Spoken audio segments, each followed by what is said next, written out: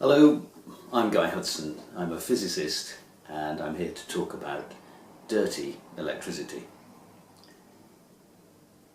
The mains, or the main supply, the electricity supply to your house, office, wherever, is supplied as a nice clean, what's called sine wave, a nice smooth wave of electricity. Both the voltage and the current go together. And in the US that's 110 volts, 60 cycles a second, and in most of Europe it's 230 volts, 50 cycles per second. And if you've got some idea of what an electric shaver sounds like, a brrr noise, that's how often the waves are waving. Now, according to the IEEE, 70% of the power that's supplied is now consumed by complex devices. It used to be consumed by very simple devices.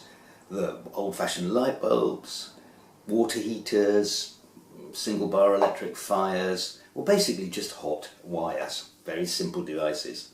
And so they took the power cleanly. So what was left on the power was just a nice smooth wave.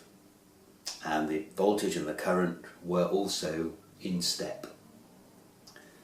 But increasingly, variable speed electric motors, dimmer switches, TVs, computers, power supplies for charging mobiles, power supply for charging laptops,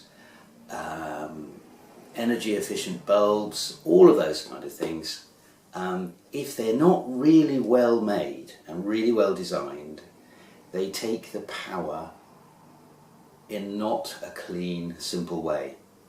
So what they leave behind is dirty electricity.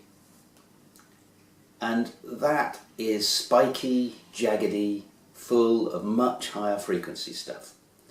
And if it's within the range of 2,000 cycles per second, or 2 kilohertz, to 100,000 cycles per second, or 100 kilohertz, these are low-end radio frequency, and they are at low power left on the mains, but that low power stuff can then radiate, and we as human beings can pick that up, and it affects our health.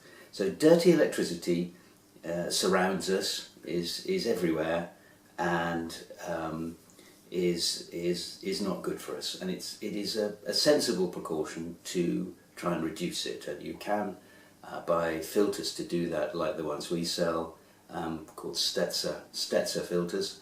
The advantage of using a Stetzer filter is they're the ones that all the research has been done on, and they're thoroughly tested to work in the particular environment that they work, whether it's the US, UK, Australia, or whatever. So that's it for about dirty electricity. I hope you found it useful. Thank you.